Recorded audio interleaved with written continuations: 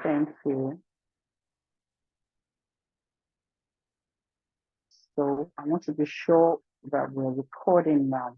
Good. So good evening, ladies. Thank you, beautiful women. I'm so happy to have you all here tonight. Thank you for the honor. Thank you for taking time out of your busy schedules. Thank you so much for being here tonight. And I'm sure that we are going to have a beautiful, phenomenal night. Okay, so my name is Mugefade Badiola, and people call me Coach Mo. I'm a reinvention coach and a content manager. My other job is content management, but I'm a reinvention coach, and I help women get up and stay up. I help women um, um, realize their potential and live fulfilled lives. I do that through one-on-one training, through one-on-one coaching trainings, courses, boot camps, and much more. So reinvention is something it's a journey I'm going through that I feel that every woman should also go through, and should be a continuous exercise for every woman. So how did I come about this reinvention thing? I think I can trace it back to when I was young and when my dad used to lead morning devotion at home. So he used to make one prayer in Yoruba. I'm going to say it in Yoruba, but I'm going to interpret it for our non-Yoruba speaking audience. And he used to say the prayer, he used to say, Oluwa Dupe Tori Emuwa Walaye. So meaning we thank you, O Lord, for making us to be among the living or to be alive. And then Eshen Tori Emuwa Walaye, which means we thank you for making us conscious, like we're conscious of our environment. We are not vegetables, we are not in a coma. And then the third one, Eshe Tori Emuwa Walaye. That means thank you for making us be in the right place, at the right time, in the right position, and all. And so, as young as I was then, it struck me as a very deep kind of prayer because you could actually be alive and not be conscious. And I'm not looking at it literally this time. When I started my reinvention journey, I realized that you could be alive as a woman and not be aware of your potential, not be aware of your environment, not be aware of your abilities of what you carry, not be aware of where you are and where you ought to be. And so that lack of awareness, I see it in a lot of women. And I was there for a long time also, where I knew that there had to be more to life. I was doing, living maybe a good life to some people who saw it. I had a good job, I had a family, and I seemed to have it all together. But I knew something was missing in me because I just had this sense of dissatisfaction, sense of unease all the time. And it's not, don't confuse it, it's not to be confused with a sense of ingratitude. It is that sense of follow, knowing that something is missing somewhere and that there ought to be more to life than this. So yes, I went through that until I realized that no, I can't continue like this. And I thank God for bringing me this far. And I went through a lot of issues also that made me see that I just needed to pick myself up and I had to leave my old self basically and get a new lease of life. And to the glory of God, I was able to do that. So reinvention basically is bringing women together. Reinvent program is what I do every month to bring women together to share our journeys and encourage one another. And if you are here, you find people at different categories. You find people that are where you have been. You find people at the same level, and you find people that have, that are where you want to be. So it's just a gathering of women coming together to hold each one another. And instead of competing, we want to collaborate. We want to lift each other because we carry a lot of baggage, a lot of burden. So basically, that is what Reinvent is about if you're joining us for the first time. So you might be wondering what is all of this about. So because we have a lot to go through, without further ado, I would like to introduce my guest that I call a janla big fish in English, because I feel it's a honor to have her here to talk to us. And she's a phenomenal woman in the sense that she's you see her from afar and you think she's one thing, and then when you see another angle, you're like, wow, she's like this also. And like she has so many parts, and you're like, am I still looking at the same person? So I I am privileged to have, spoken with her at certain levels, and I realized she's loaded. She's not someone we should be. If they say don't sit on it, she's not someone we should be sitting on. We should, like draw closer to her, drink from her well of wisdom, and that's what we're going to be doing tonight. So allow me to introduce to you Mrs. Funso Adegbola. She's our special guest tonight. She is the daughter of late Chief Bola Ige and Justice Atinuke Ige. She's the founder of the Vale College, a top-notch and high-brow private school in Ibadan, Nigeria. And she is a lot more. I sent her resume online and to her emails today, and everybody has been wowing. So I don't want to go into all that detail now. So please join me and welcome Mrs. Funso Adegbola. Please let me type welcome in the chat box. Thank you. Ma, please, you have the floor.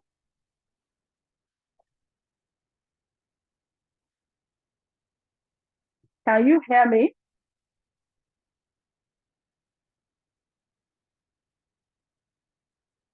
Hello, ma. Can you unmute yourself, ma? I can't hear you.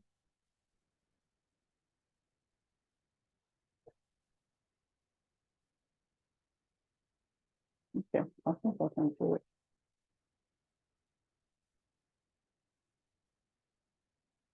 Can you unmute yourself, ma?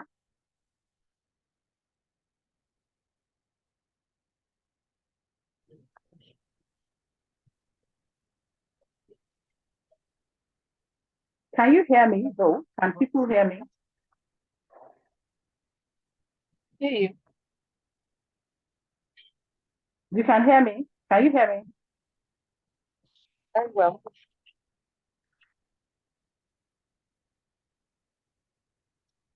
Okay. Can you unmute yourself, ma? Thank you, Mrs. Ajayi. Can Mrs. Adegbola hear me? Okay, thank you. I can see the comments. So, ma, can you unmute yourself? You have the floor. I have to unmute you. Okay.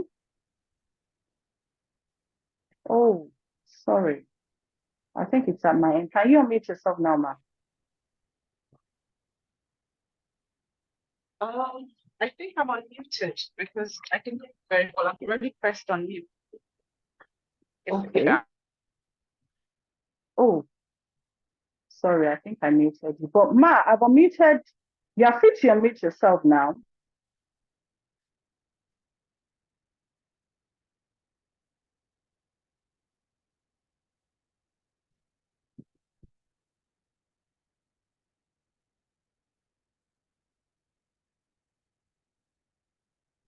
Ma, can you unmute yourself now?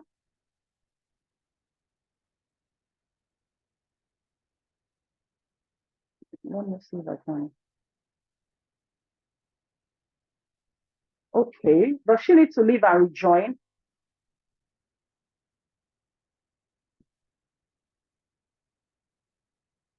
I'm trying to see if I can unmute her, but I think she has to do it herself.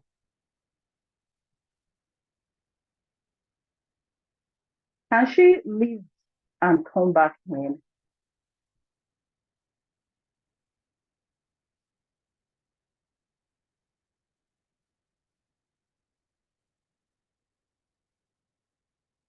Sorry, please. We're just having a little glitch. I think she has left. I can't see her in the chat again. So maybe she'll come back in.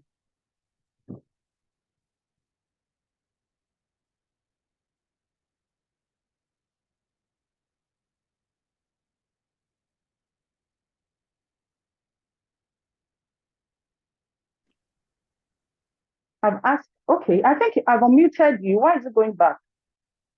I've asked to unmute and it came on just now. Ma, can you type in the chat box? Let's know Okay, can exactly you what. hear me now? Oh, I think clearly. I've Thank God. been unmuted now. Yeah, Sorry about that. Good evening, no everybody. problem. Not. Thank you very much for inviting me. And I thank the people who have joined this call. Thank you to my tribe of encouragers. Thank you very much. I'm very grateful. So, Coach Mo, over to you. Okay, thank you, Ma, for joining us. You have the floor now. I have loaded questions here, and I'm praying that we are able to treat all the questions because I've been waiting for the day I will have the opportunity to ask you those questions. And I don't want to be the only one to benefit. So, yes, the first question I'll be asking you this evening now is that can you share a bit about your journey and the various stages of reinvention you've experienced now? Okay, thank you. Every stage of my reinvention has come from a position of pain or reaching a milestone. And from that, it's resulted in growth. I think I can remember the first time I had never failed before, but I failed when I was in Form 3. So I got up, I picked myself up and made the best of it. And I think bereavement and loss have also helped me. My brother's loss in 1993, my dad's loss in 2001, and my mother's loss in 2003. My get up and go got up and left me on the floor. So those things helped me to reinvent myself. And then reaching, for women, milestones. You know, I got married, I had a child, and then I realized I needed a second income. So I started teaching French and English lessons. I started a children's clothing line called Just Kids in my garage. And so from that petty business, teaching, selling children's clothes in 1994, I reinvented myself. From a lawyer, I became an educator. So at different stages of my life, I've had to reinvent myself. But I think the biggest reinvention was morphing from a lawyer to an educator and a school owner. How has that been, though? How has that been so far?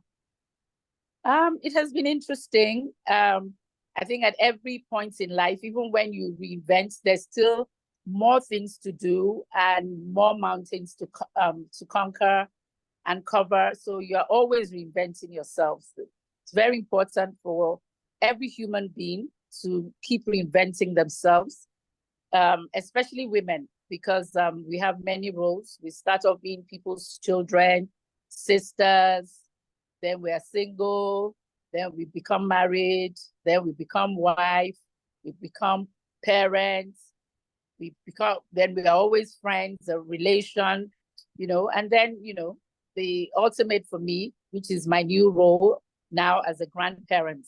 So we're always metamorphizing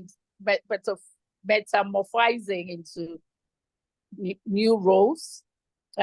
Career-wise, we start from being an employee to being an employer, and then you're a director in a company, then you own a company, then you have a second company and grow your business, you become serial entrepreneur.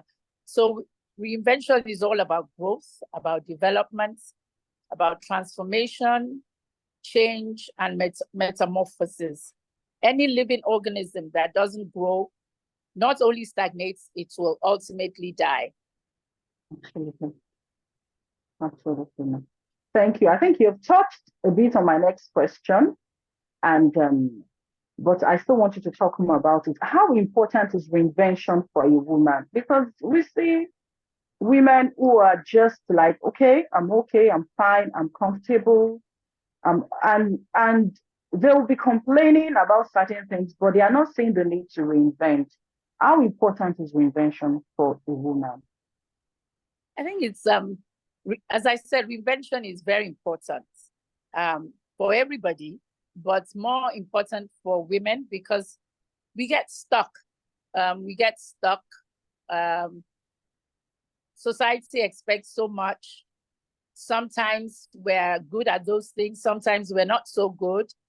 And there are times when we actually don't build on our strengths, when we are working with everybody else's expectation. And sometimes you have to reinvent yourself, find yourself. Reinvention starts with finding yourself and then finding what you want to be and then becoming that thing that you want to be. So it's very important. Any woman that is stuck in a rut, it's time to reflect and try and look for alternatives and how to get there. Look at your strengths. What are the God-given strengths that you have? And build on them and fine-tune them. Okay, ma. Thank you so much for that. I love the fact that you said that a woman first has to discover herself. Yes. She wants to. So that is very, very important now. Okay, so I know that on whatever journey, let's even remove invention for now. If you are doing anything positive or anything that is bringing growth or anything different, you always have people who would like what we call in Yoruba, what's she up to? What's she doing? What does she feel she is? That kind of thing. So let me start from when you started the clothing business for kids. So what were the criticisms you got from maybe friends, maybe family, maybe colleagues that, oh, you're living law practice with all your degrees, you want to sell clothing? Hello? So were there criticisms at that time? Well, I think maybe there were criticisms, people, but I think for me, my biggest critic was that person in the mirror, was me, myself, and I. Not feeling, am I good enough? Have I done business before? I've never traded, I've never sold anything. My parents never sold anything. Am I going to be good at this? So for me, the biggest critic was myself. I think I was afraid. I'm still afraid of failing. But what I learned over the years, at those times when I was afraid, I would turn to my comfort zone. And my comfort zone were the people I felt I could be vulnerable with. And they were my family, my parents, my late brother, my husband, were the people that I would share whatever I thought that maybe I should be doing this, And I'm also a person that I plan, I prepare. I don't just go out on a whim. I think about it. I ask people. And then what happens is, when I share my fears, I find that the people I share my fears with become my encouragers. So that has really helped me in my life, And then there's something that I've always been very, very conscious about, that we can only transform ourselves by the renewal of our minds. So I find that whether you are going to succeed or fail at any venture starts in your mind. If you believe, whatever you believe, if you believe you are going to fail, you are going to fail. If you believe you are going to succeed, you are going to succeed.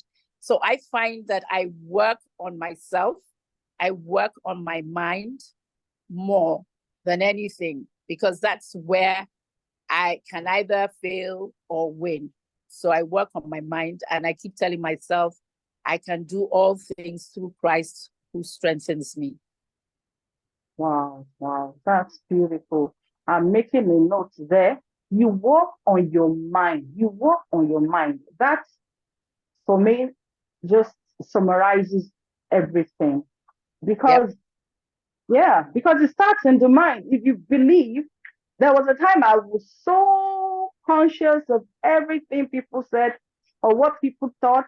And in my mind, I would have crashed everything. trashed myself before I even came out. You know, I'll be like, why are you being so hard on yourself and all? But before we leave there, is there a way we can draw the line, like not being too well? You said your most your criticism came most from the person in the mirror, which is you. So Yes. is there we cannot be so critical of ourselves and just jump in with our hearts sometimes? Yes, I think definitely women try to be sometimes overthink things. Things are not usually as bad as we think. And also, I mean, apart from renewing your mind, you must surround yourself with positive people and people. And also, I always take baby steps. I don't go from 0 to 360. I will start at 0 and then I will do 10 and 20. So I'm not an all big person. I wouldn't quit one job whilst not getting another one. So when I sold clothes, I was still working as a lawyer. When I taught French and English, I was still working as a lawyer. The biggest leap for me was going from being a lawyer to running a school. And it took me 8 years to prepare for that move. I was so afraid. 8 years? Yes, it took me 8 years. 8 years, 1986 was when I first had a burden that, I can't keep criticizing. I have to do something, call upon my strength. I didn't have the qualifications to do it. But it was just passion. So I would just keep writing things that came to my mind. And I said the things that worked for me in those 8 years, prayers and pencil and paper. So I prayed and I wrote. I prayed and I wrote. And by the time I started my school, I already had like 8 notebooks. I did a SWOT analysis of myself. What are my strengths? What are my weaknesses? What kind of school do I want? What would be the color scheme? What would be the vision, the mission, and everything? So that was my biggest reinvention. Wow. Prayers and pencil and paper. I'm taking notes though, because I know we live in a woke world where we think, oh, we can just wing it and everything now is ChatGPT. But but now SWOT analysis is very important. A SWOT analysis is also very important. Very important. Exactly. For you to know your strengths. Plan. I got somebody, one of my weaknesses was ability to do a proper business plan. So my late brother helped me do a business plan. So I knew what my strengths were and my weaknesses are, I outsourced my weaknesses. Oh, great. That's another thing. Once you know where you're strong, and then I realize you're big on outsourcing. What's your view about that? What prompted you to that? Well, what prompted me was like, there were so many things that I was sure in my mind, and I'm still sure in my mind that other people do better than I do. And if there are other people, I'm a professional myself, and I must appreciate other professionals. For example, even though I cook, but I don't love to cook. And I know that there are people who love to cook and that's their forte. So I buy that business. I outsource it so that I can spend my time. I think better. I write better. I plan better. My strengths are talking, writing, building relationships.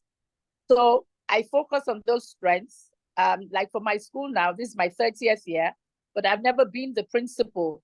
Right from the beginning, I knew I could never be the principal because I don't have the qualifications to be the principal.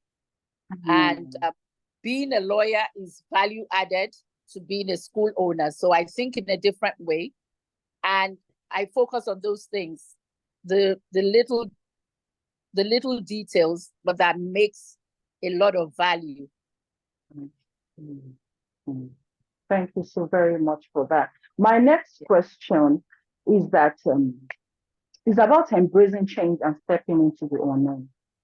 We all know that reinvention or taking a new step or just moving to the next level involves just approaching certainty or stepping into the unknown. How do you handle that? How do you manage uncertainty, especially with when you have to start a school, leave the practice and start a school where you didn't know anything about before? Okay. I think with the school, it was the one thing I started without knowing what it takes to run a school in Nigeria. So I found out what are the requirements. What does Ministry of Education require of people who want to start a school? What is the curriculum? So, I started reading up, finding out from people who had schools. At that time, there were not many private secondary schools, but I looked back on my own secondary school education. What were the things that I loved in my school when I was in school, and I would like to give to other people's children? So that's what I meant. I worked at it. I wasn't going in thinking, oh, I know it all. And I was only years old, so I was very teachable. And I knew I was not good in physics, chemistry, all those things. So I had to have teachers in those areas. And at first, I only taught public speaking. And that was something that was not on the curriculum, but it was something that I was very passionate about. And for me, it was value added to my students because there weren't any schools teaching public speaking. So for things that I've never done before, I try to prepare, plan, and pray. I do a lot of preparation. I prepare. I like to think that I go to most things prepared and pray. And then if it fails, I'm happy to start again, learn the lesson, and tell myself, okay, I failed at this, but I'm not a failure. I can go ahead and do something else or do it in a better way. Oh, great. Very interesting. So let's just say that your public speaking teaching paid off, being that the speaker of the House of Assembly is an alumni of your school. So you must have taught. So it paid off. I love that. A lot of my students, myself, what's the point if I'm a lawyer and my students can't speak well? So, and I know that I speak well. My parents taught me to speak well. So it was nothing to me to impart that knowledge to other students. And I'm happy to say that the speaker is my alumnus. A lot of students are excellent public speakers. And I'm proud to say that even now, my students win oratory prizes on Splash FM. We've been winning for the past 3-4 years. Most literary and debating society events. Other schools are so afraid to meet the Vale College students because they know we speak well and we prepare like we were doing court cases.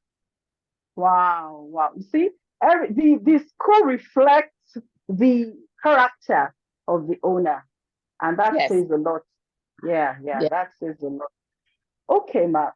Is there a particular process to reinvention? Do you have any process, or you just flow? No, well, for me, I don't know if I just flow. I reflect, and I write it down. I visualize it, and then I write it down. What are the things that I want to do? Why do I want to do it? And a lot of things are better when the motivation is internal. You're doing it for yourself, not because somebody else says you have to do it. You see, for example, people who lose weight better when, for example, like me now, okay, let me use myself. I became more conscious about living a good life and being healthy. When somebody said to me and said, "Oh, Funso, you are so into your family and everything, and I know you want to live long and be able to enjoy time with your grandchildren. Now, that took a totally different turn from saying to myself, oh, I want to be size 12, or I want to be, it wasn't about the aesthetics. It was about my why. I want to be healthy. I don't want my children to be taking me for physio. I don't want my BP to go out of line. I don't want my sugar level. So I was doing it for me, not in what other people say. I'm sure you've put on weight, and that really annoys me. So let me throw that in there. It's up to me. You don't know what I'm going through. And I feel that it's very difficult to body shame other people. If you lose weight, they'll talk. If you lose weight, they say, why is she looking scrawny? If you put on weight, what's their problem? What's their business?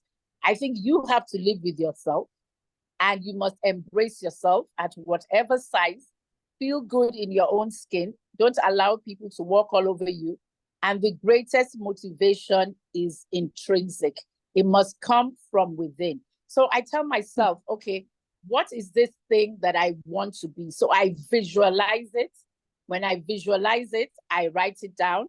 When I write it down, I now say to myself, from where I am to where I want to be, what are the things that I have to do?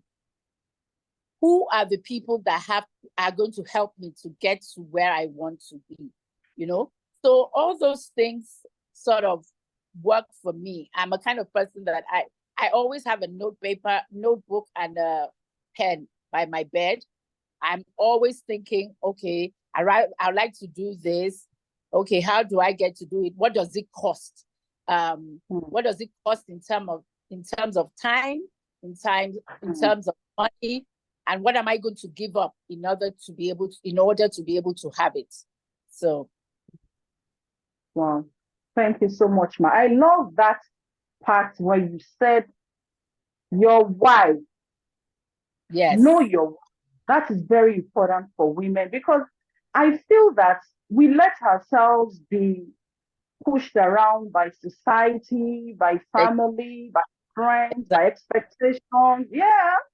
So yep, are we going to think and decide for ourselves? So it's either your parents are the ones say, okay, do this, and then after your husband begins to say, do this, and then your children begin to say, do this, and then when do you really sit down and say, this is what I want for myself?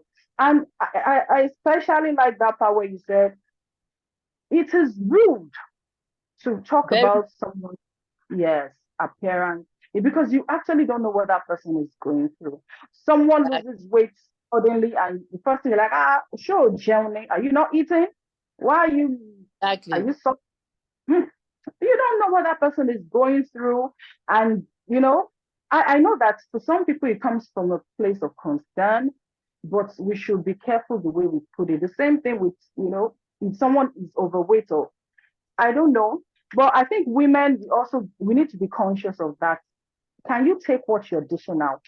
So if you're saying that, why is looking so big? You better go and join the gym. The person might laugh, but it might not really sit well.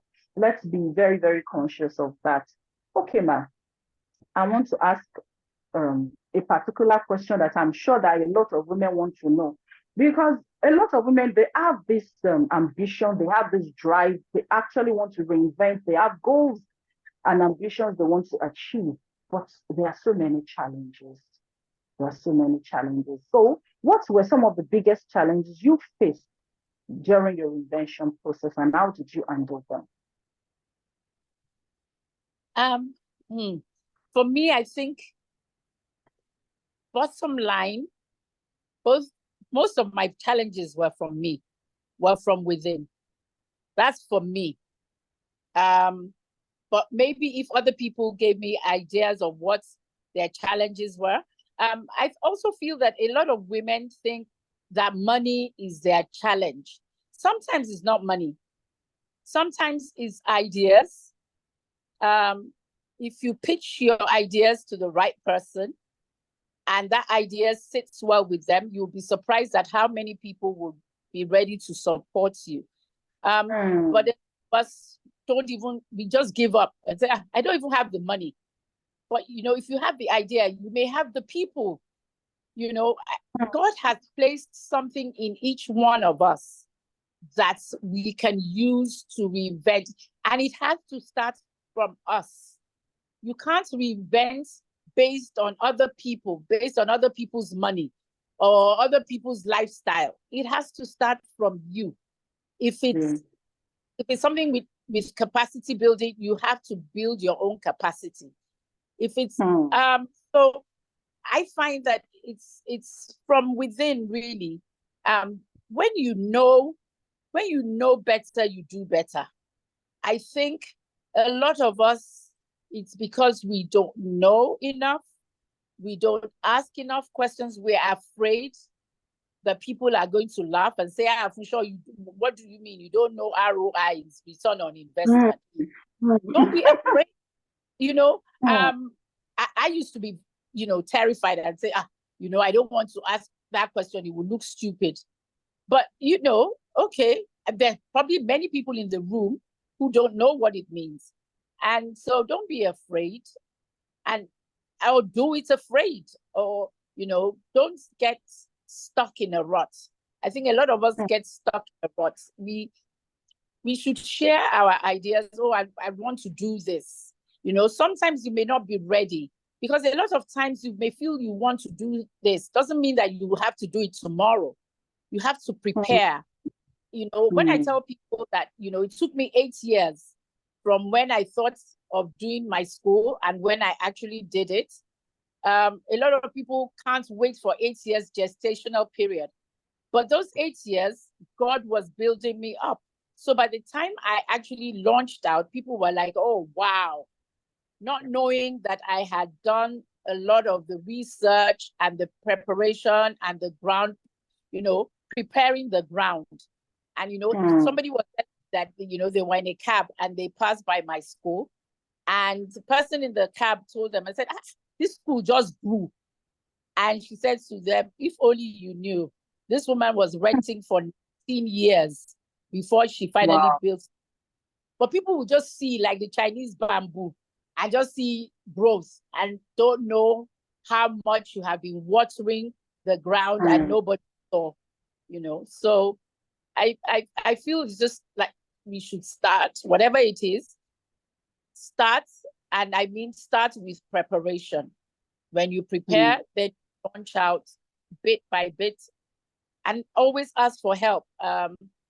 People that know, everybody on this call know me. I always ask for help. I always make sure when I ask for help, it's me and the other person in the room.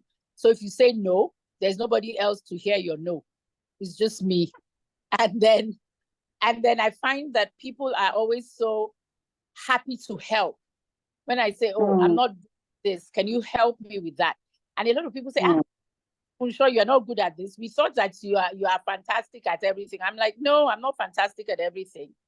So, in-law, my brother, my children, I ask for help. My JS1 students, I can ask them, okay, how do you think we can do this better? I think that's one thing about me. I'm a very teachable spirit. I look for help. I identify my sources of weakness and I look for help. Wow.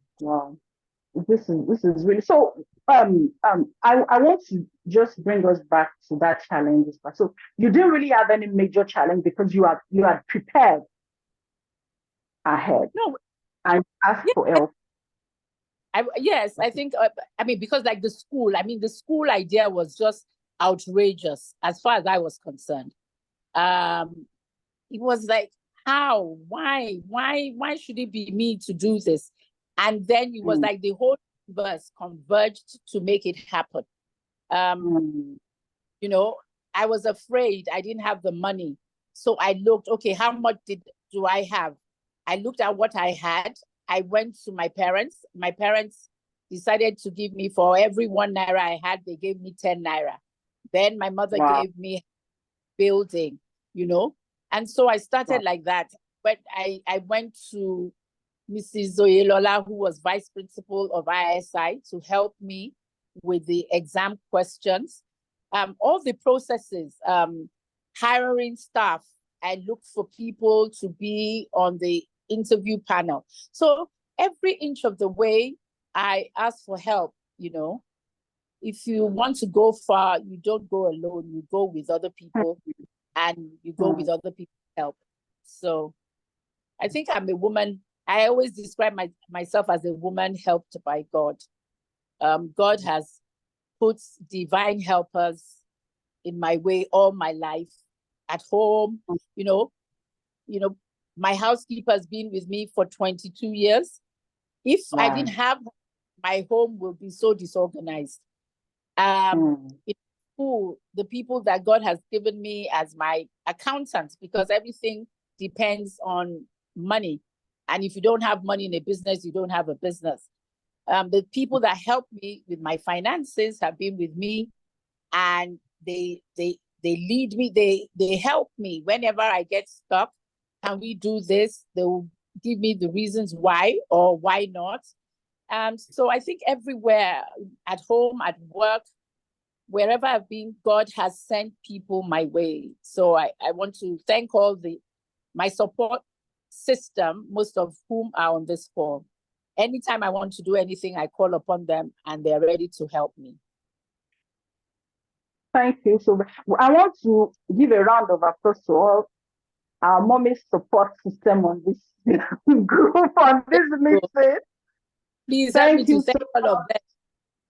Thank you, everybody. Thank you. God bless you. Thank you very much. Because without you, we won't be hearing this story today.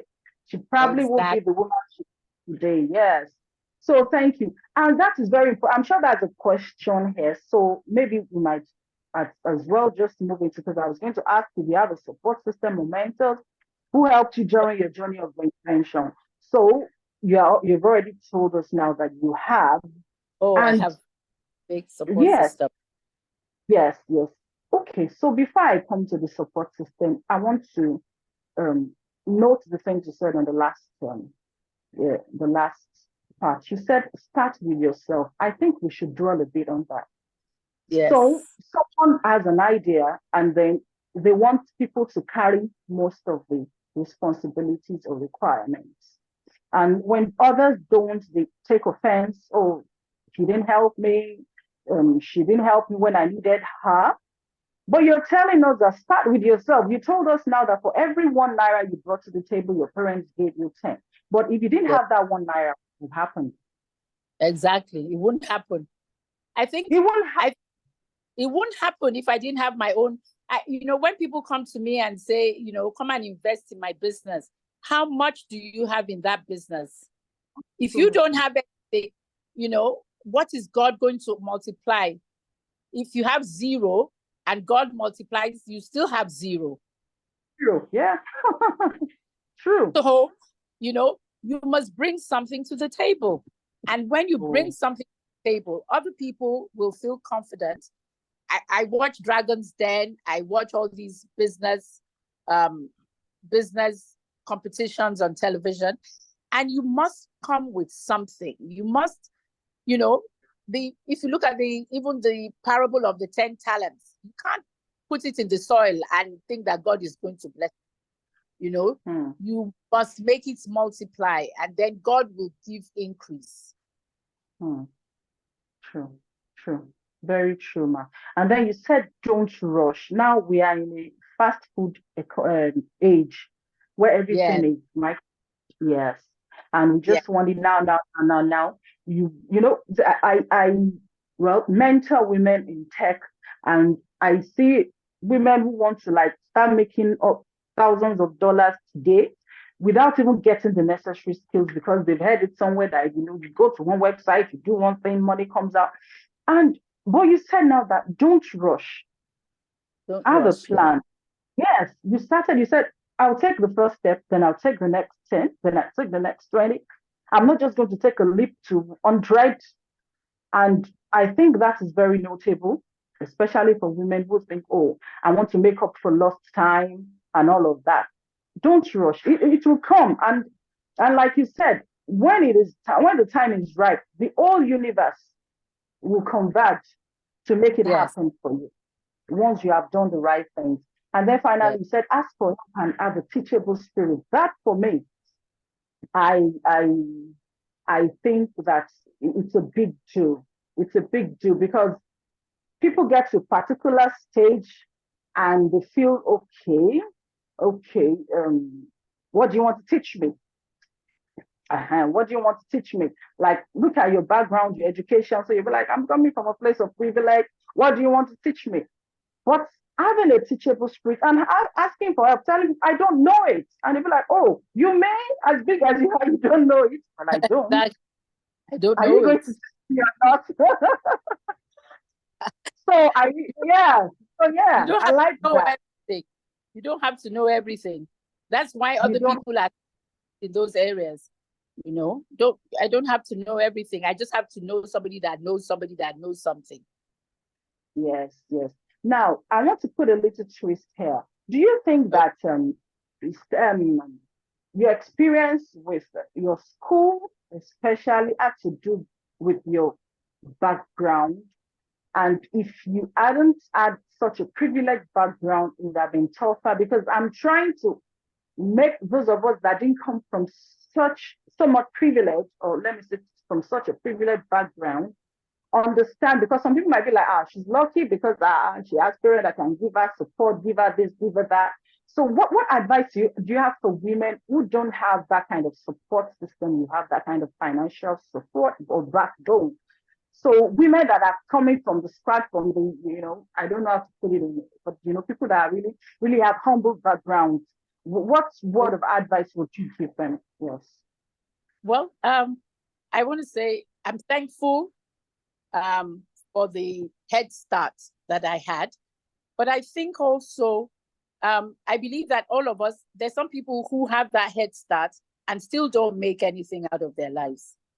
So Very, yeah. it works both ways because for a long time, you almost feel guilty but I also believe that there must have been something in me that made it possible to multiply. Okay, so I'll give my first experience, which is not as big as the school. Okay. My first experience teaching, was teaching French and English. I knew I was good in French and English. I knew I was passionate in French and English. And I went to my old school, St. Anne's School, and volunteered to teach for free. And I taught for free. And I remember even the wire class, my father would teach them at the Festac, that cultural center. And then there were a few people who thought, okay, this girl is good in English and French. Can I bring my child to come and teach? Okay, what did it cost me? My brain. The students come with their textbook. It was during my lunch break. So I would do my normal work, go to courts, come home for lunch. And it was during that lunch that I taught the students from ISI, St. Louis, the people who knew me, and it was in my house. So I was not paying rent. It was at my dining table. So I did not, so the outlay was, because sometimes we think that this thing is so out of this world, but we have to start from somewhere, and that somewhere must be us. Absolutely. And then from teaching those lessons, it was from the money I made from teaching those lessons that I started making children's clothes and selling children's clothes. And I started with a salary advance of 2,000 naira. And from that 2,000, I made 10,000. From that 10,000, I ran my shop in my garage for 2 years. And I had 120,000 naira in my account for the shop. And my dad gave me 1.2 million naira. That's 10 times what I had. He couldn't believe I had 120,000 from a business that I started 2,500. So sometimes you don't need a lot of money. You just need to be creative and start from, all of us have brain power. For example, it can be from making cakes. It can be from making clothes. It can be from, recycling. There's so much that God has given us, that it's when we look within that will, you will find that there are hidden treasures in your spirit, in your body. We all are gifted with something. Some people, it may be singing. Some people, it may be hosting, emceeing. Everybody has a gift. God has given every one of us a gift. And that is always the starting point. Absolutely. Thank you very much, Ma, for explaining that. What I can see in what you have said is start with what you have. Yeah. Whatever life has given you, start with what you have. Yep. So that was your own situation. That's what you have. Someone else might not have what you have and have something else. Look at the story of David in the Bible. He had what he used to hunt, and that was what he used to kill Goliath. It was all that was in his hand. Yeah. So he could have said, I don't have a gun. I don't have a helmet. As a matter of fact, he rejected all of those tools. Exactly. I said, exactly. He was so confident in what he had. So I think from that, women should be more confident with what they have.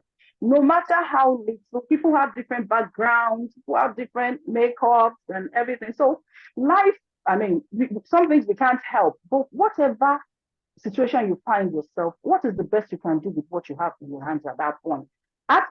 If you didn't know, if you didn't tell us, now we know she saved up 2.5 and started the business in a garage and did this and that. But when people see certain people from afar, they think, oh, she has it all, she's had it all, everything is always working for her. But it's not always so. We've had times, let me say we, had times that it was the last card on me that I used to buy fuel into my car. But when someone sees me, big woman, she rides the car, or she's okay, or whatever. But they don't know that the struggles you're going through. So I needed to point that out because people might be like, oh, easy for her to say she has this kind of background, she has this kind of parents. But that's not always true. You don't know the challenges that people are facing behind the scenes. So please, because I have time, I'm trying to watch out, but I still have a lot of questions and I want us to cover it. So can you share a specific aha moment of self-discovery to you and realization? Because 30 years, you've done 30 years as a school owner. So is it that, did you have an epiphany? What was this, I won't say obsession, what is this attraction to education for you? You trained as a lawyer. So what made you, because I want to believe if you have been doing something consistently for 30 years, that's what you are made for. That's your comfort zone. You're comfortable. You love doing that. And despite all challenges, yes. So was there any moment you felt, this is it for me. This is where I ought to be? I think for my aha moment with the school was, wow, why is this, instead of me complaining, have I lost? Instead of me complaining, why don't I do something? And when I started, I was just, I think for me it was because I loved being in school. I love being in learning environments. I love young people. I love talking. I love relationships. So it was people at every level. And I love people. I love nurturing relationships. Seeing a child coming at 10, leaving at 16, gives me the greatest joy, having them discover themselves. So for me, those were my epiphanies that, wow, somebody came to England, taught my mom, taught me, why can't I, a Nigerian girl, teach other Nigerian children? Why would I say I'm a big lawyer and complain about the educational industry if you don't know what it takes to run a school? It's only when you are in there you can say how difficult or how easy it is. It's easy for us to complain, but you get in there and get your hands wet and you see whether it is a walk in the park or something. You know, that's on a professional level. I also have aha moments on a personal level. You know, I shared it at that evening that I had with young women the other day. I found myself as an empty nester. My children got married and had children. You know, all of a sudden I became a grandmother. I'm like, oh wow, God, you know, and I had 2 grandchildren within 5 months. And you know, for me, that was the greatest gift that God could have given me. But it also gave me a chance because I realized that I could not live my life vicariously through my children. So I had to reinvent myself.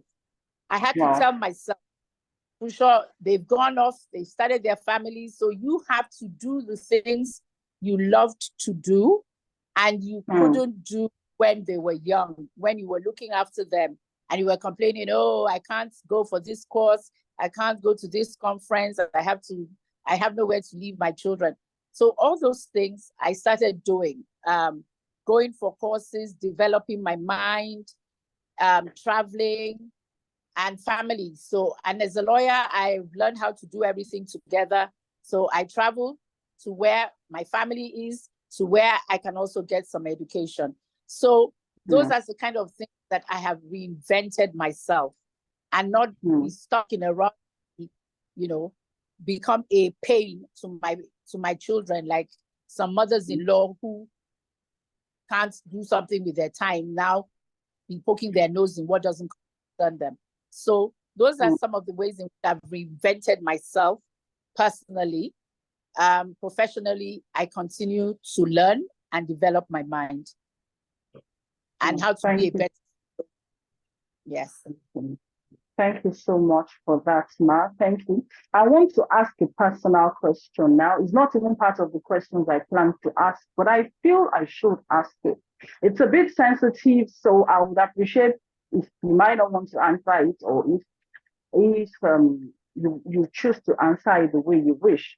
So life happens to all of us, and in our process of growth and reinvention, when that spanner is thrown at us, how we manage it to get back up really, really makes a difference.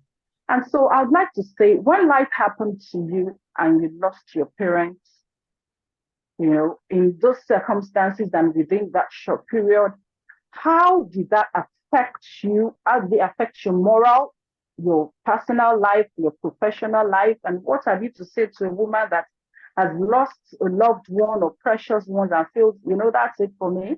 I'm not doing anymore. I just want to be here. So yeah, that's my question, Mark. How did it feel when all of those things happened to you? Was it easy for you to just pick back your life and say, okay, I'm going back to my school business, or I'm just facing my family? Or how did you manage that period? Let me put it that way. I think that period was definitely the worst period of my life. I went into depression. I had never ever experienced such devastation in my life. Especially, I think my father's murder was more difficult for me. And even as I speak now, you can see that it's one of the most difficult things that ever happened to me. I felt like somebody just got a knife and just stabbed me in the heart. So it really took a lot out of me. I must say, I still think that 23 years later, I'm still recovering. I don't think I'm totally recovered.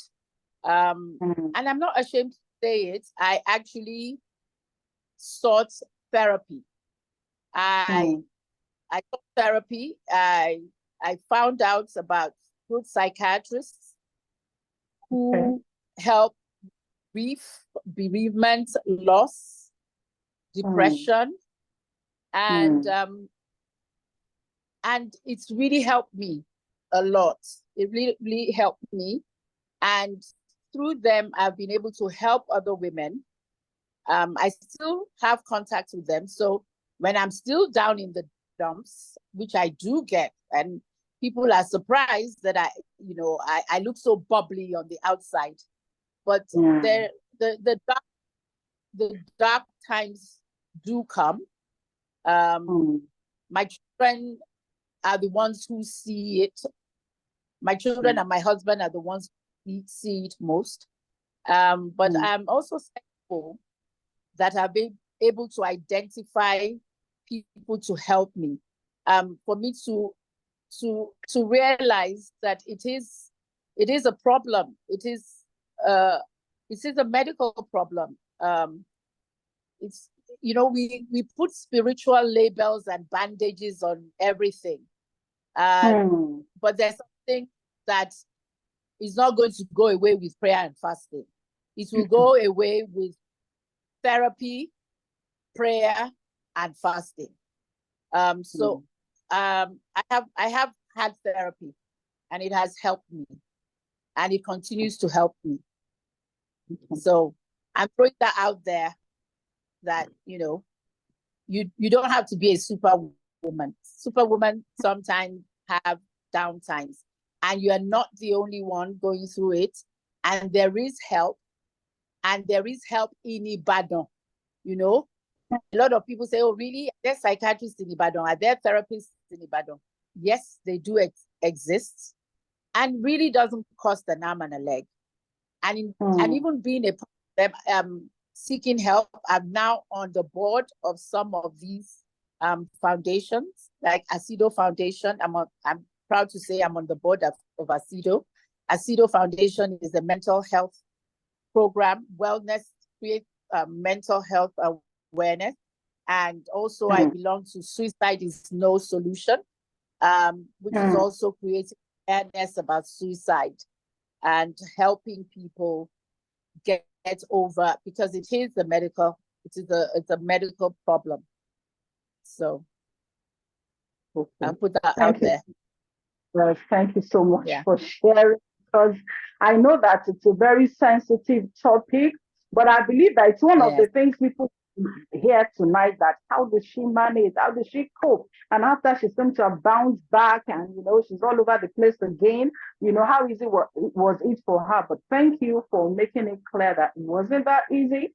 You have to do therapy, you have to break down many times, and I noted it here that super women have down times.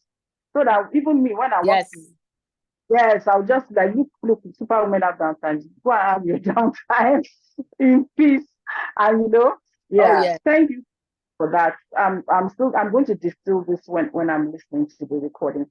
But because of our time, I have to skip some questions, because I know that people would have questions to ask you. But if there are no questions, but I believe there should be questions and comments, please.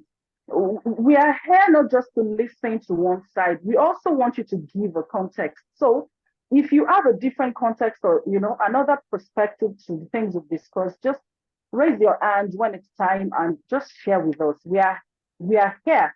Definitely, Madam Mrs. Olushola, you may comment when it is time. So let's also comment and give our perspective. No one is an island of knowledge and wisdom. So if you feel, oh, this is how I did my own too, please just let us know. So I think I'm just going to skip questions, because I don't want us to be too late, and then next month when we invite people to say, it's too late, so we're not going. Okay, so let me bring you back to that support system, because I know we are big on support systems. And I find, can you hear me, Ma? Yes, I can hear you. Say something about support system. Yes, I said I want to like round up with that support system question, because a lot of us, we like private lives. I do.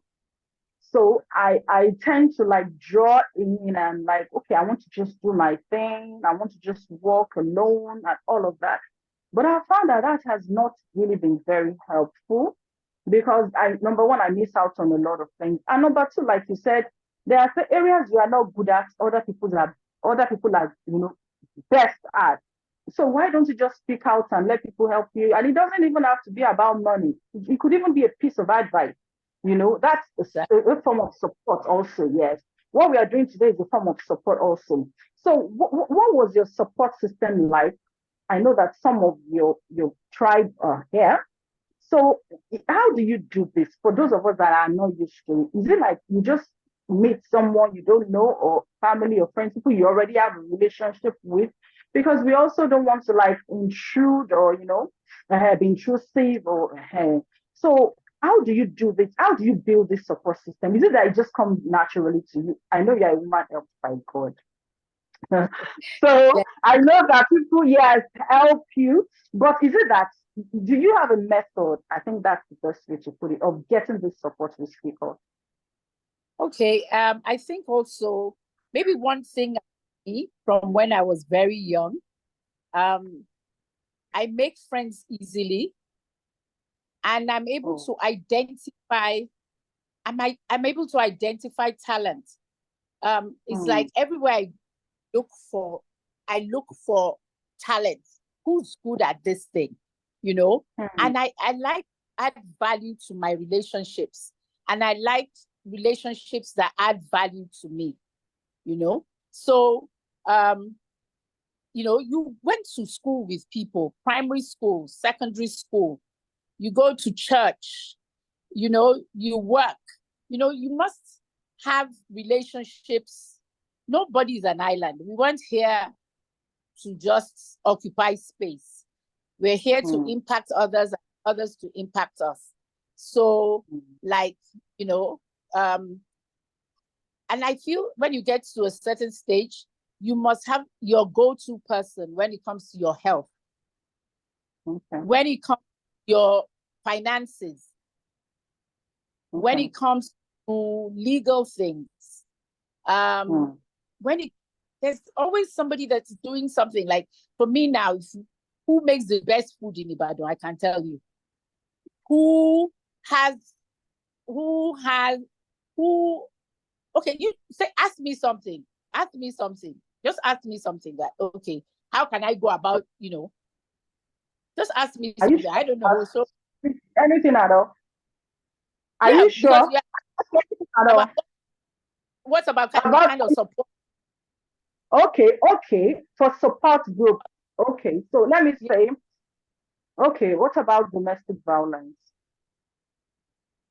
domestic violence, exactly. Okay. For something like domestic violence, for example, if you are the victim, right? Yeah. You go to either you go to work or you go to school or something, and you have a black eye. You suddenly wear sunglasses in the afternoon. Hmm. So somebody is going to ask, I mean, in the night or in the morning when the sun is not out, you are wearing sunglasses, large frames, Hmm. because your eyes are bloodshot. So, somebody sees you and say, what happened? And you say, oh, I walked into the door or the wall. Okay, you walked into the wall. How come your whole face? And then you now get the person on a one-on-one and say, okay, why don't we go to FIDA? What's FIDA? Oh, Federation of International Women Lawyers. Oh, I don't know anybody that's a lawyer. I don't know anybody that's in FIDA. Okay, let me ask somebody. I think the person who lives upstairs my house is a lawyer.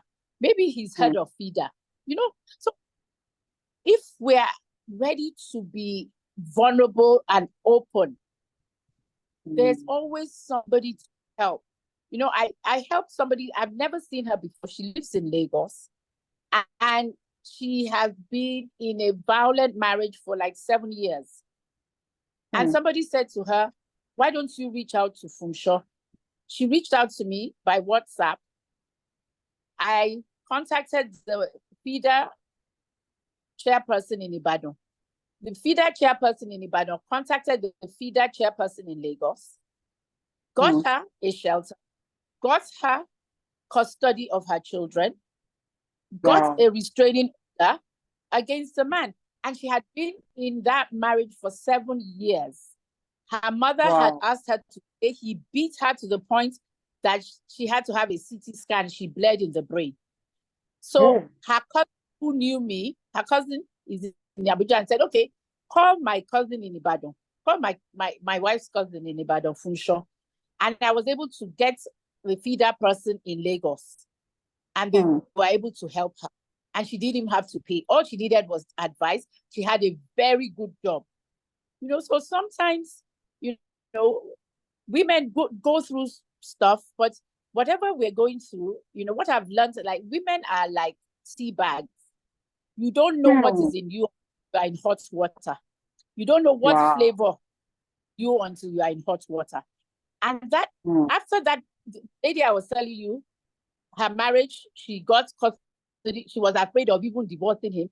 She got a restraining order. She got custody of the 3 children. She's gone ahead to do a PhD, which she could not even say at home she was even doing in that time, just because she met a woman that she never even met physically. I have never met her physically. I told her to send her picture so I can see her graduation picture so I could see, so sometimes you don't have to actually know the person, but you have to be able to speak out. Nobody's going to come to your house and know what you're going through. But if you talk to somebody, there's so many agencies out there ready to help and help women, children, girl child being raped, molested by stepfathers, uncles. Feeder is out there. You don't have to pay for feeder. Go to the birth center and ask for help. Wow. Thank you very, very much, Ma. That particularly touched me because we tend to hide our pain as women. We don't want to be vulnerable because we've painted a certain picture to the public.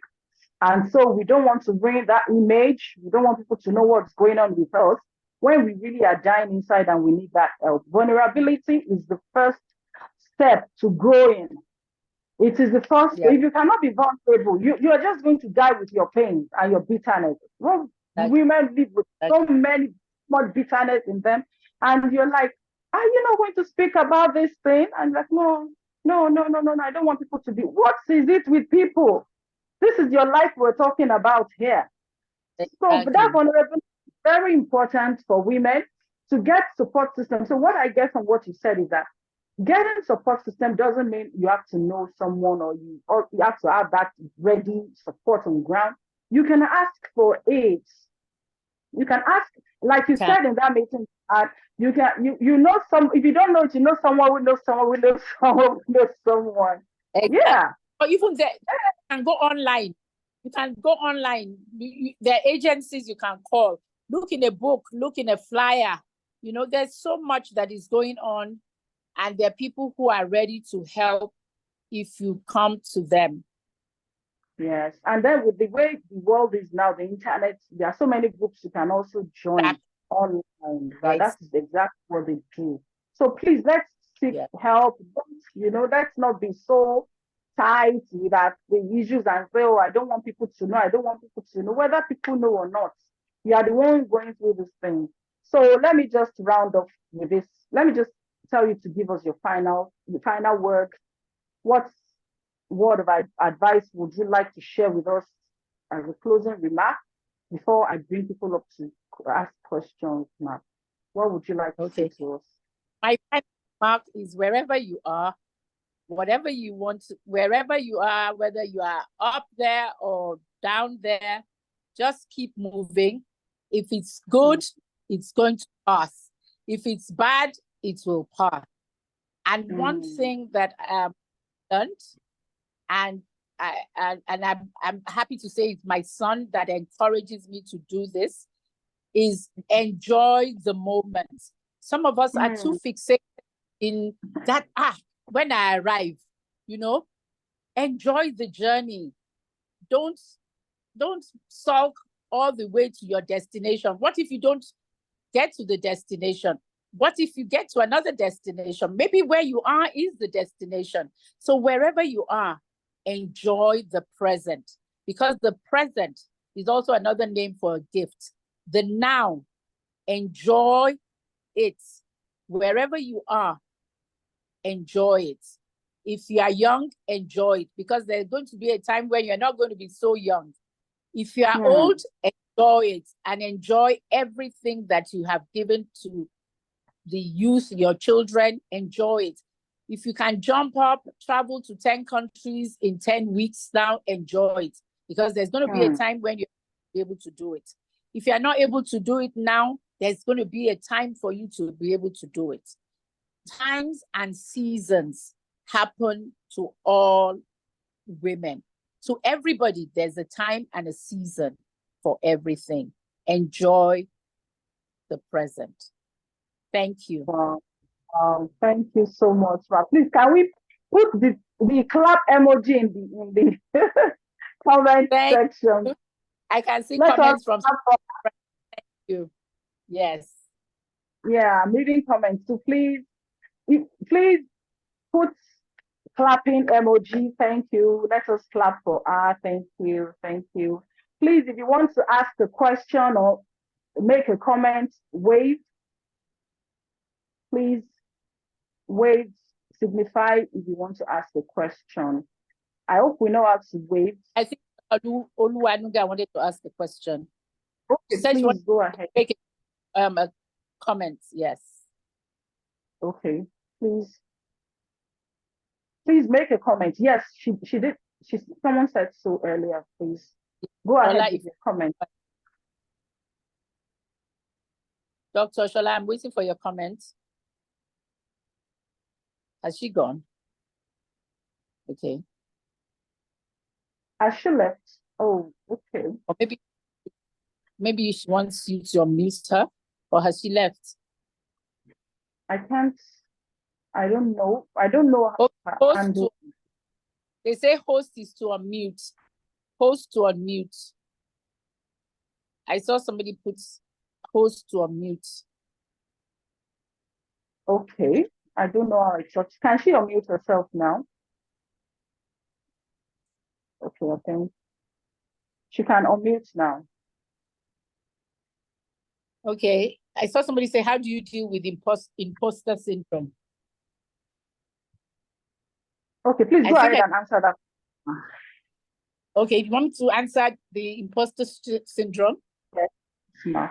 Okay, first and foremost, imposter syndrome is when you feel that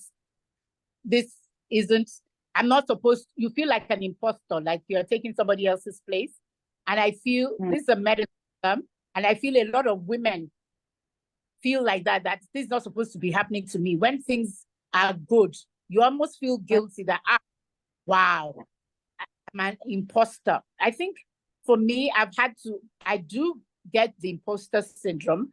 I've had to silence that imposter syndrome. Like, yeah, for sure, you deserve it. You deserve to have a good life. You deserve to pamper yourself. It's not wrong. You don't always have to put yourself down so that other people can feel that they're on top of the world. So that's why I silence my imposter syndrome, because the imposter syndrome is in my head, is in our head. So we need to get out of our head and silence the inner critic and the imposter syndrome. So Ms. Adejobi, that was my response. Okay. And Ayotunde is my daughter, and she said it's not always easy. It's not always easy. It's something that I work on every day. It's not easy. I mean, she's my daughter, she knows. And so it's something that I work on every day. Okay, so every day. Yes. Please, I don't know. I think I pressed something. So have I? Yes, it's saying a lot. Have I unmuted you? Yes. I think I unmuted. So could you hear me? Yes, I can hear you. We can hear you. Okay, so could you hear everything I said about imposter syndrome and how? Yes. Okay. Yes, ma'am. Yes, we can hear. Please, ma'am. Madam Olushola, can you please go ahead? Okay, thank you for the opportunity. And Funso, thank you. That was so wonderful sharing. I put there, I said, thank you for being so authentic. I just wanted to tell you a few things about Mrs. Adegbola that she didn't tell you about herself. One, I already said she's very authentic. So you can see that everything she's telling us here is not, she's not making herself look like, oh, I'm just the one who just came from heaven and just, had it all made up. She works hard and she's very hardworking. That's the other thing I wanted to say. Inventing yourself is hard work. and there's no substitute for hard work. And she's very hardworking. She's very organized. For sure, I'm going to say this on in public. She organizes what she's going to wear tomorrow, tonight. She's not going to be running around in the morning looking for what to wear and wasting time on that. Yes. So she doesn't go late anywhere because she's so organized. So yes, she has the time. She wakes up, she gets up to do what she has to do, you know, and no matter how late she slept, because when I go to her house, I keep her awake a lot. So the other thing that she's very generous. She won't say that about herself, you know, like most generous people, but she's very generous. So what you sow is what you reap.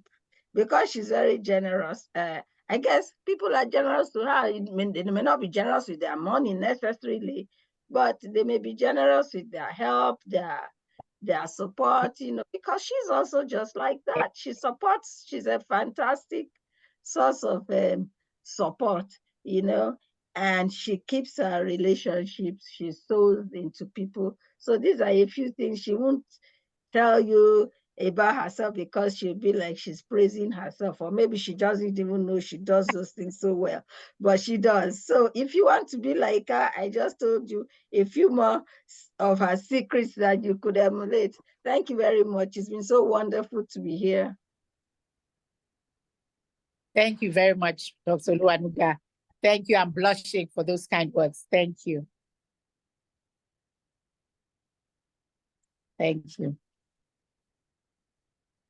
Anytime. Someone else has a hand up.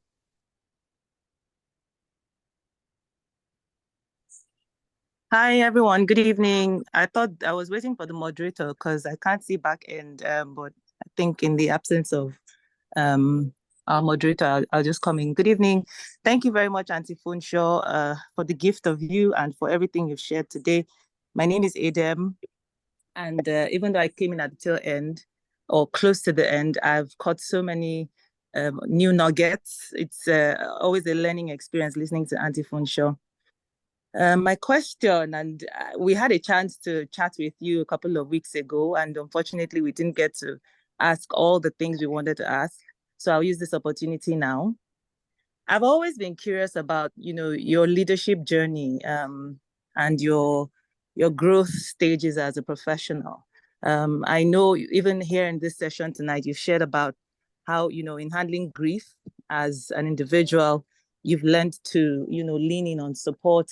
And definitely that speaks about some of the transformations, you know, that you've undergone as a person.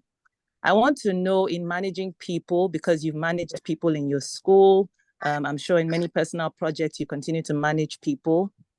Are there any moments you recall, sort of like transformational moments you recall, or, you know, turning point moments that led to new stages of growth for you? What kind of changes did you, or internal changes or transformations had to happen, you know, for you? And I'm alluding to your earlier statement about, for instance, leaning in on support for somebody who's so strong, who's so self-sufficient, you know, very capable. I'm sure it was, you know, a learning curve for you to be vulnerable and ask for help, or, you know, embrace a new life where you would, you know, depend on others to help and guide you out of a crisis. So that's one element. Are there other, you know, things you can point to that you had to, you know, change yourself or be willing to undergo a personal transformation, and it basically brought about a new kind of, or a new level of growth for you? Can you share any experience, if you recall it? And, you know, how is that like for you as a leader? You know, what is the process of that like? How do you embrace it, or, you know, without sort of becoming a self-doubting individual, you know, somebody who begins to question yourself, your competencies? So how do you navigate those kinds of personal transformation stages, or, you know, happenings? If you can share a particular experience, I would appreciate that. Okay. I think I've shared the one about bereavement and grief, which it was the most difficult stage of my life. I also feel the transition of motherhood, having my children was a big transition for me. And people who know me know that I like to be a hands-on parent. Consequently, for the first 5 years of my children's lives, I was doing work with my kids. So I would go to work, just like I saw your children go to work with you, I would take them to work with me when they're on holidays. And in a way, it paved the way for other female lawyers in my father's chambers, because I was allowed to bring my child to the chambers. So other women were allowed to bring their children to the chambers. In my school, if you have a baby, you can bring your child to the school, teach your classes, and leave. When you have to, there's a room downstairs where you can put your child so your mind is at rest. So those are things that were done for me and which helped me to pave the way for other women. So does that fit in? Is that an example of what you wanted, or you wanted something deeper? Maybe I haven't gone through any sort of as deep as what you imagined. So Edem, am I making sense? Yes, definitely, Auntie Funso, because I mean, even as you're sharing that, I'm immediately thinking about my life and how I had to accept that I might not be the most organized as I would want to be at this phase of my life, having children, So Exactly. again, that's a period I've had to give myself grace. So yes, that's an example that, I find very helpful. I'm sure I'll always seek more. I was going to say, I'm going to seek more opportunity to chat with you, because it's probably something you keep recalling more other things, also. So you don't have to remember everything now. Yes, exactly. And I did say a lot. I do talk a lot. And I think I've been talking for like 1 hour, 20 minutes now. So I think if you want, and you know me, Edem, you can always get me. You can chat with me. You can come over to my house. You can come over to my school. Always ready to help, because you yourself, you're an inspiration to me. I have inspiration across ages. Nice, wonderful power couples like Edem, Becca, my so my mentors are not people who are always older than me. Sometimes my mentors are younger than me. So I'm ready to learn and also give of myself. Thank you. Any other questions, comments? Oh, wow. Yes, I have a question. A question really. Okay. Thank you. All right. Yes. My name is Bissy, and I want to ask a question. First of all, thank you for a lovely session. And my question is, it's kind of like based on what you said earlier on when you mentioned how you plowed on starting selling clothes and, the lessons you gave in French and English. And so my question is this, I'm sure that there might have been some times, or I'm assuming there might have been some times when you weren't so sure about what you were doing. And so my question is, how do we get away from the assumed need for validation of our actions by others, which tends to stifle our drive? Yes, that's something that I had. I mean, I'm 63, and up to like when I was 60, I was still looking for validation that this person doesn't know that I did this. This person hasn't said that I did this. And so I realized that really women always look for validation, usually from their husbands, sometimes from their colleagues, and sometimes even from our children. And really, once we learn to accept that people cannot give what they don't have, it's easy for me, Bisi, to say, Bisi, you did such a fantastic job, I saw the drawings you did, or that building, or you became a fellow of the NIA, because that's who I am. I'm always looking for the good in somebody.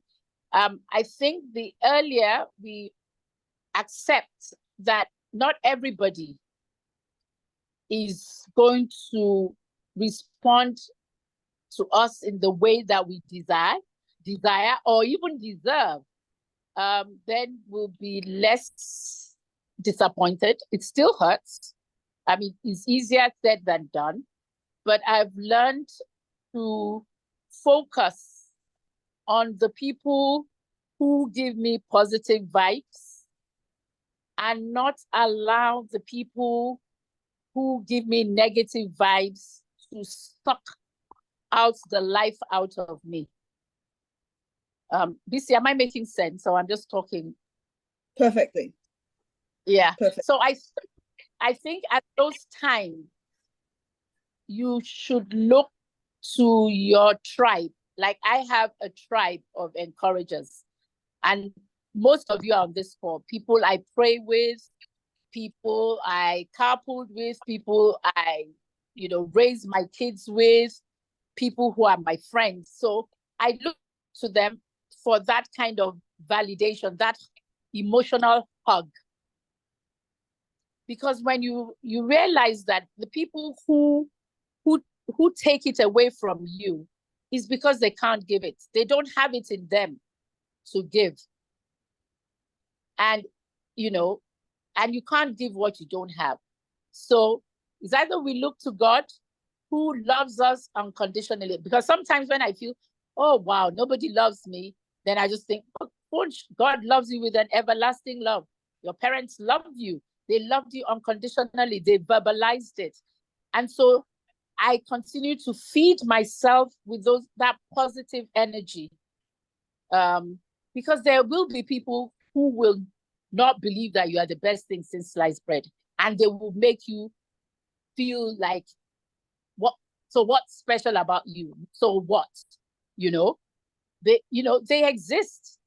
So don't focus on them and just stay within your band of people who value your worth.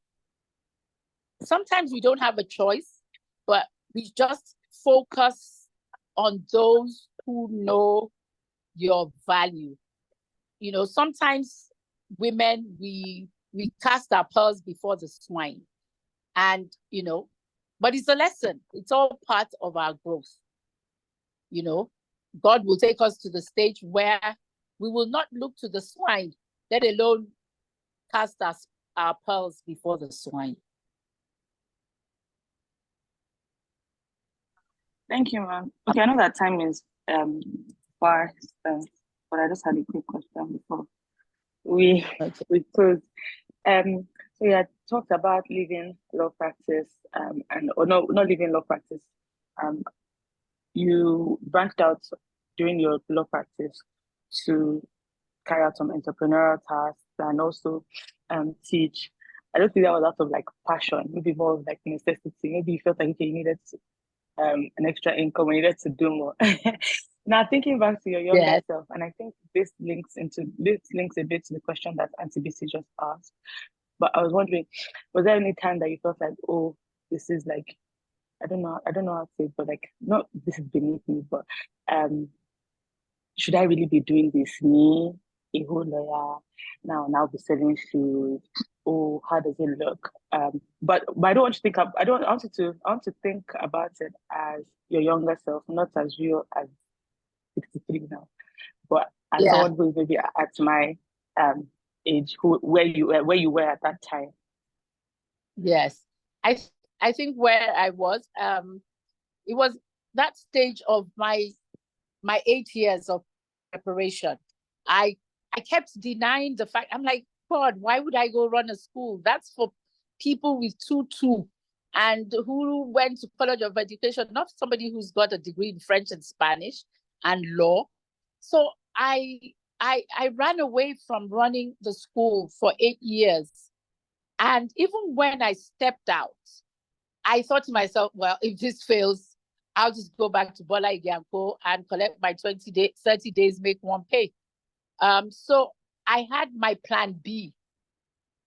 My plan B was if the Vail College didn't take off, then I was selling the forms from Bola Igianko. So I actually didn't totally leave until I actually saw people sit exams, pass exams, and say they want to commit to coming to this school, and it's a 6-year course. So I couldn't back out at that time. So I think the times when I wanted to back out were the times when I didn't even step out. And until I started having people enroll, then I thought, wow, this is it. I can't look back. So, and then the times when it really got tough, it got tough emotionally for me when my dad died, because my dad was the bank of dad. When I ran out of money and couldn't pay salaries, I went to the bank of dad. So when dad died, I thought, oh, I should eat it too. But somehow, I actually didn't too. And then 20 months later, mom died. And I thought, okay, this is the end of Solomon Grundy. This is the end of the Vail College. And yet it was not the end. God stepped in, people paid fees. I was able to run it, and I didn't get into debt. So, God always has, when something is taken away from you, God will give you something. He will always give you a lifeline. Just as he says he will create a way of escape, he has done it. But, before I did it, I thought it was a silly idea. But now I know that it was the idea that God proposed. This was. Thank you. Thank you so very much. Can you hear me now? I can hear you, yes. Okay, I'm so sorry, yes. Okay. Can you all hear me now? Yeah, the sound went off at some point, so I had to switch phones. So I'm glad you can all hear me now. So I think we've exhausted the questions. Any other question or comment? I think we have exhausted them. Thank you so very much, Ma. We are very grateful for having you. We've been looking forward to this day, and we thank God that eventually it came, and we are able to learn. And this is not just it's more than a webinar. It's an eye opener for me, because I've been able to learn a lot about your life, about where you're going, about how I'm even, going on my own journey, how to cope with grief, with downfall. And I'm taking a lot of notes, especially the part where you said that even, how did you put it now? Super women have downtimes. So yes. I've learned, yes. So I need to accept that I can't do everything, and accept my weaknesses and vulnerability. Thank you so very much, Ma. Thank you, everybody, for attending. Before we go tonight, before we go, please, let me see if I can share my screen here. So, sorry, just a minute.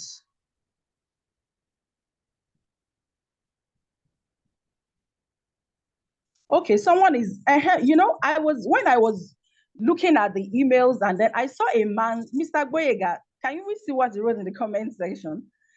I saw the email of a man. I'm like, okay, why is a man interested in what we're doing? So, and then when I saw him attend also, I'm like, There are many men, though. My brother. There are many men in this session. My son. Whoa. I didn't know. Thank God I didn't miss Jan. I thought we were all women who would have said something that could have put us into trouble today. Okay, thank you very much for being supportive. Thank you. See what we're saying about the support system. See, men came out to even come and support her. The men in our lives, came out to come and give her the support. So we can say that it's not just about talking, it is real. All the tribe came up to support her, and you can only do that for a woman that you know that, you know, she's amazing, she's phenomenal. Thank you so very much. Can you see my screen, please? Is my screen showing? Yes, we can see your screen. Okay. Thank you, ma. So I just want to plug some of the things I do. As a coach, I give clarity call. If you are in a confused state or you want more clarity in a particular thing or a particular area of your life, I'm available to render help. I also do strategy session with people, personal or professional or career-wise. And because of our time, I won't be able to read out all the details. And then finally, I run a goals club, and this has been on for 7 years, where I help women set goals and achieve them, so to speak. We have a lot of things. We do follow-ups, weekly reports, brainstorming sessions, and everything every month. It's a club, and it comes with subscription. So please, if you are interested, check the comment section for the link. There's a Linktree link there where you can have access to these programs. And also, please follow me on social media for my content. Follow Auntie Funso. She just opened, I was laughing at that today. She just opened her Instagram account today. So please, let's follow her. Let's also come together every month we'll be bringing someone else. I can even call on anyone in this meeting to come and share their story. I just want us to learn from each other and hold one another's hands as we go on this journey. Thank you very much. I know our time is fast spent, but I know we stayed out of love. So enjoy the rest of your evening and have a lovely weekend. Bye. Thank you for attending. Thank you so very much, Auntie. Please, you can unmute yourself and give a comment before you leave. Thank you, everyone. Thank you. Thank you very much. Thanks a lot. Thank you very much. Thank you very much. Thank you so much, guys. Thank you, Mr. Boyega, and all the men that came to be with us and give us moral support tonight. Thank you so much. Thank you, my darling brother. Thank you. God bless you. Thank you. Funso, you did an amazing job. Good job. Oh, thank you from LA. Thank you. Thank you so much, ma'am. You've known me from 1970, 71. Whoa. So 71. I think you want to meet most out of this. Thank you. Okay, dear. Hi, thank Talk you. later. God bless. Thank you. Thank you, everyone. Thank you for Thank attending. you. For honoring Thank you us. for a very brilliant session. Thank I look you, forward to sir. catching up at another event. Good night. Thank you very much. We would love. Now, I think we have to open our doors to men now. Thank you. Yeah. Yes. Thank you. Thank you. Have a lovely weekend. Thank you, Mr. Ladipo Akinlade. God bless you for supporting us. Thank you. Thank you. We appreciate you. Thank you. Thank you, everyone. Thank you. Thank you for coming. Thank you, Coach D. Thank you. Thank you, everyone. Have a lovely weekend. Let me look at the chats. Thank you. Thank you, everyone.